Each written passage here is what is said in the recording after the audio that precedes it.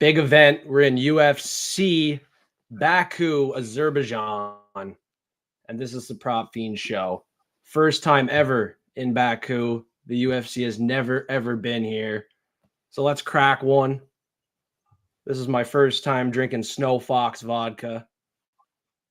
Bought and distilled in Canada. And the Husky Hustler is still here.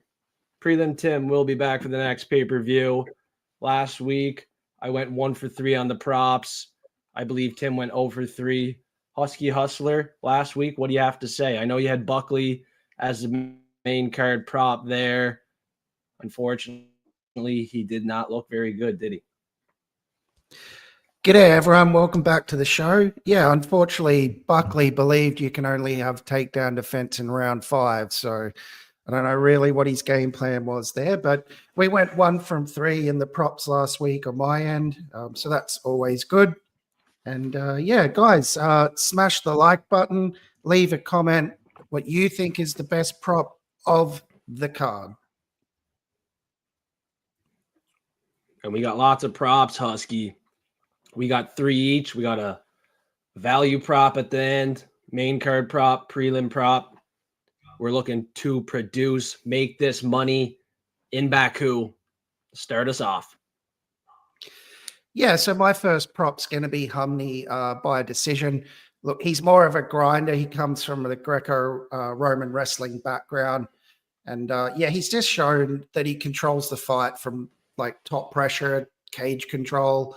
He sort of racks up minutes on the ground. He doesn't really chase a finish. His cardio is not really elite. I mean, it's serviceable enough to get through the 3 rounds, especially if he's dictating the pace. So, yep, and my Husky agrees.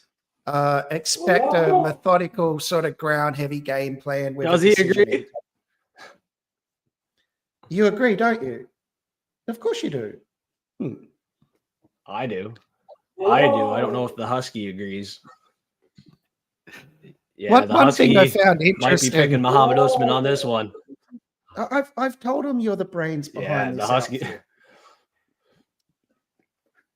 Yeah. So one thing I found interesting too, be a little bit careful on this one.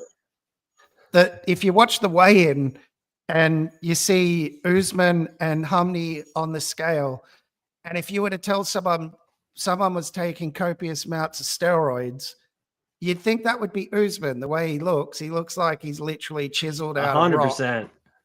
And yet Humney looks like he's had far too many pies, and he's the one on the steroids. Crazy. Yeah, I was thinking the same thing. Muhammad Usman is a physical specimen, and your Husky's going crazy.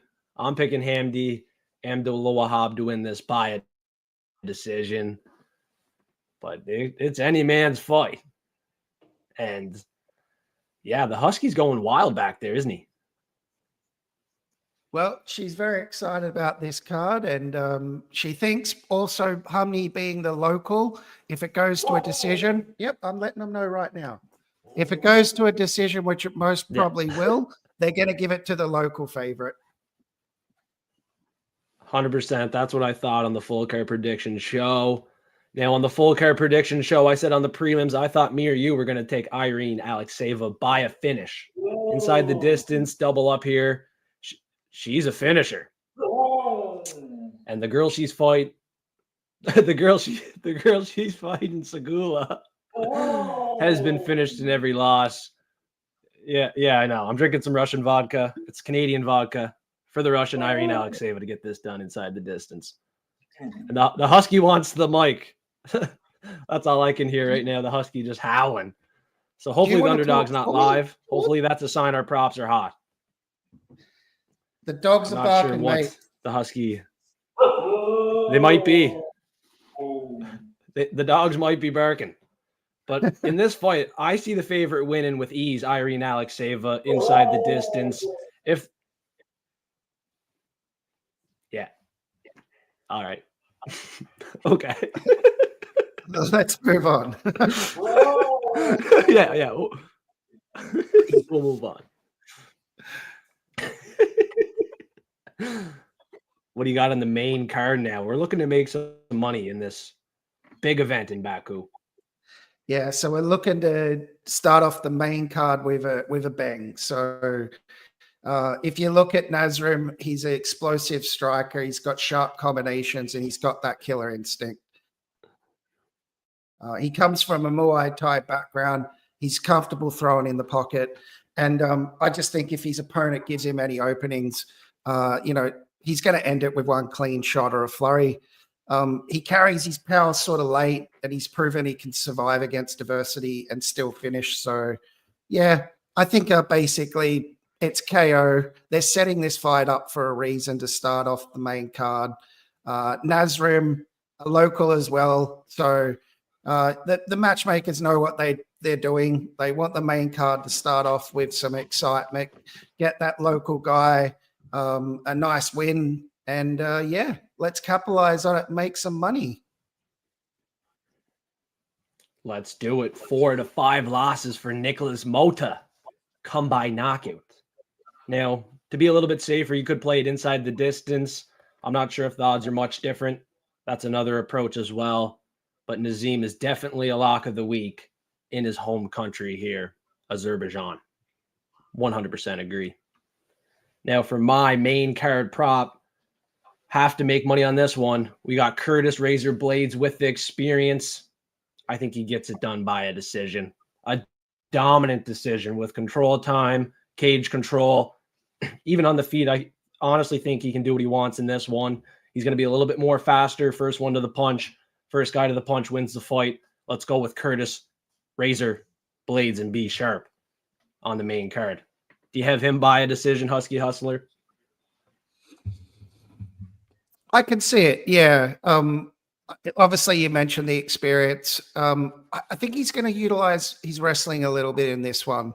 So decision victory, yeah, good pick. Yeah, it's 3 to 1, triple up. I would put it in a parlay, possible single bet. Put a unit, 2 units on this one. He's by far the better fighter, but that's just my opinion. And my opinion is not always correct. I think I had he'll get the KO in round 3. So you could even do round 3 or decision. But look, it's probably going to the judges. And I think at those odds, why wouldn't you play it? And Rizvan Kunayev is another juicer on this event. He doesn't look it. All these fighters looks like Curtis Blades would be, right? I mean, if you're going to be taking steroids, you'd want to look like Ryan Reynolds from Blade 3, just ripped. And yet they look like they've had far too many pies. Like, get on the treadmill, guys. Yeah, that's their problem now. There's no more juice and there's too much pie. And you're going to make some pie, make some cake with the value prop. This one has some value at almost 6 to 1. Yeah, look, I'm not sold on Jamal Hill. He's past his original prime. Like before the injury, he looked amazing against Glover Teixeira.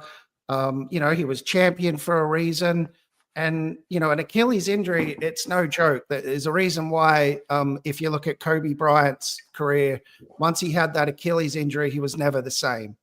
And if you look at Jamal, the last few fights, he's not exactly setting the world on fire. So if you look at Roundtree, on the other hand, he's making improvements. He carries that power. And if we can get that KO later in the match with those sort of odds, I just think he's going to drop the hammer on Hill. And it's going to be like Bill Paxton in Aliens. Game over, man. Game over. I could only agree. I was crazy enough to pick him versus Alex Pereira. I don't know if you remember that one. But hey, he lasted longer than a lot of people thought in that fight, and he even knocked down Pereira at one point. Not a bad pick. Yeah, he had his moments against Pereira. I think at one point in the first or second round, it looked like he could have even knocked him out. So, Roundtree's looking good. Jamal isn't. That's the reason why I'm going that one. Yeah, Jamal doesn't seem like he can handle too much adversity. He's a good hammer, not a good nail. Knocked out in his last 2 fights. Could be 3 knockout losses in a row here in Azerbaijan. And it looks like Khalil Roundtree at the face-offs is supporting the country with the traditional hat. He's ready to go. He's amped up. And he's a physical specimen. If we're talking about physical specimens on this event, this guy is definitely the most ripped, yoked fighter. Yeah, at and he UFC probably Baku. isn't on steroids, Now, which is crazy. Yeah, he works hard. And another guy that's going to work hard for the win is Nazim Sadikov. We need him as a lock of the week. And I think he gets it done in round 2. You have him by knockout. You might like the knockout round 2 prop. Juice it up, long shot, little sprinkle on this one here. It's 450 for Nazim Sadikov round 2. I have a feeling about this one. I like to find some juice on the event, pick a prop that's a little crazy. But this one is certainly likely. If we're thinking he's going to get a finish, why not round 2? He has a few round 2 finish wins. Nicholas Mota finished in every loss. So, yeah, there's value on this one. Not far off from the round 1 number as well. What do you think on this one, Husky Hustler? Is it hitting? Well, he's definitely getting the KO. So, look, I don't have a preference with the rounds, but you seem to be pretty confident on round 2, so I might have a sprinkle on that one. But look, it's just a matter of time. Now, Resume's going to hit with power. It's going to be game over. Mota's, he's been knocked out before. He's sort of like a die on your shield type fighter. So, yeah, look, carry it into the second round, get that KO, get paid. Yeah, I think Nazim needs a little bit of a feeling out process to get his reads, but once he gets those reads, he's getting her done in his home country. Yeah, he might be a Cheers. little nervous too in the first round, like you said. Yeah. Get the timing down, get his rhythm, footwork, land that big shot. Yeah. And honestly, not going to lie, I could see him getting to the back because Nicholas Mota is going to look to keep this one on the feet. He's a powerful striker. The safest play is definitely inside the distance. But I'm definitely thinking he gets the knockout over submission. I definitely want to be aware of him putting heavy money down, though. Inside the distance is 100% the safest play. I could see him getting to the back. You'd think it's not going the distance there. And look, you're right. He has had 2 submission victories before, so highly likely. But I think he wants to put on a show and he wants that KO in front of his home fans. That's the reason why the matchmakers have made this one. So, but hey, you're playing it safe there. I love it. Round 2, you can have the KO and sub. So, good call. Yeah, I tried to learn from some of my losses in the past. We got to be profitable in the future. We're in the present, so that's where it matters. That's where we have to put our energy in the present, get paid. We gave you the props. Final messages, Husky Hustler. I think we delivered a lot of good props this week. And the Husky was howling for the first couple. I don't know if that's a sign that they're going to hit or if the underdogs are potentially live. I guess we're going to find out. Yeah. Look, guys, like the video, leave a comment which you think is the best prop on the card. Go and check out Fight Fiend's latest video as well. We're going to do just a fun little competition there. In the past, he was giving away $100 for the best hitting parlay there. Bit of fun. If you want to do hashtag F3, leave your parlay there. Whoever wins, I'll get my Husky to do a video for you. And on my next video, if you want to give me songs to play in the main card of next week's event, it's all yours. Check out the Husky Hustler. We're going to be dropping Dog of the Week come Sunday or Monday. And we're getting in early before everyone else. And yeah, hopefully we'll get a good underdog play for 317. And UFC 317, we're going to have Prelim Tim back on the show, aren't we? We most certainly are. Yeah, he joined us for the last one, first time appearance. It's been a minute since me and Prelim Tim had a chance to figure out a good time to go live. We've known each other for a few years, good friends in the community, and he had the chance to join the show. He's coming back on. Husky Hustler is a great guy to work with. He was in agreement. Just takes a little bit longer. This show this week was only 16 minutes. I'll give out the lock parlay if you're ready for that. I think the Husky's ready. She's ready. All right. Let's go. Let's go. All right. We're going to start it off on the prelims with a fighter that is going to go to 17-2 on the 172nd day of the year, training with the Khabib Nurmagomedov corner. 100% guarantee he wins. Flyweight fight here. Tagir Ulanbekov, 4-1 favorite. Put him in the parlay. It's money, absolute money. Now the next one. Now this fighter, he's knockout or bust, but he can easily win a decision. He's won his last couple by a decision. He's fighting a guy, Bogdangrad. Remember Bogdangrad against Mike Laswell? He's a grinder. But I think Nemov can win a decision or get the knockout. He's not knockout or bust. He can easily win a decision closer to home with the volume forward pressure. I believe he is durable as well, and he's another lock of the week on this event. This is more of a biased pick for me. I'm against Bogdangrad. I've honestly been against Bogdangrad since the beginning. I'm still going against him. I'm just going to question, do you think Nemov is a lock, Husky Hustler? Because the next three are money.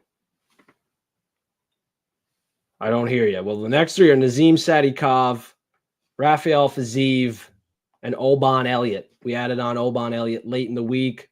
The only one is Muhammad Nemov, a fight with Bogdangrad. It's going to be a scrap. They're going to stand toe-to-toe, center of the octagon. I'm just thinking Nemov gets the best of them. What do you think, Husky Hustler? 5X, 5-leg parlay. Yeah, good picks. Don't really have much to say on it. I like your picks. And yeah, let's get back on track with the lock parlay. You got Nemov? You got Nemov with confidence or what? Yeah. I know I didn't say that with much confidence, but no, it's going to be a scrap. It's going to be a scrap. Yeah. I can't wait. I'm locking in Nemov. We're going to juice it up. 5X, 5-leg parlay. We have an underdog on there. Home country, Rafael Fiziev. Add on the other countryman, Nazim Sadikov. And then we're taking another huge favorite, Oban Elliott. How to do it. You told me he was a lock of the week, Husky Hustler. I'm in agreement. It's hard not to lock in Oban Elliott. What? Yeah, you got to think Oban's somewhat of a lock. Could get the KO too, so you might want to check out the odds on that one. Yeah. Let's get it. I got no official underdog this week. It was going to be Khalil Roundtree. I seen him at plus money. He's unfortunately now the favorite. So no underdog for me this week officially. Just 5 locks, the 5 alive. Tagir Ulanbekov, Oban Elliott, Nazim Sadikov, Rafael Fiziev, and the final one. If you got the balls, add him on. Muhammad Nemov. Let's go. 5X, 5-leg parlay. I'm going heavy. I was pretty lucky this week. I got Bartimanes at underdog odds, so that was much earlier in the week. Like I mentioned before, I'm going to drop a dog of the week video where me and my Husky pick an underdog fighter that we think can win. We're going to probably drop that in a day or two. It's good to get on those underdogs quick because the odds are obviously a lot better. A lot of the cappers see the odds and they're straight onto it. By the time it's fight day, they're no longer the underdogs. So hopefully that helps people next week. I think we've got a good one. And yeah, let's go. Smash the subscribe button. on Husky Hustler's channel. Subscribe to my channel. Like the video. Drop a comment below. Let us know what you're doing on this event. And join us next Prop Fiend show with Prelim Tim, UFC 317. Thanks, everyone, for staying forecasted. Husky Hustler, keep howling back there. Unfortunately, I don't think any underdogs are winning this week. I'm not confident any underdogs win. I think he's just howling because he knows we're having a good night in Baku.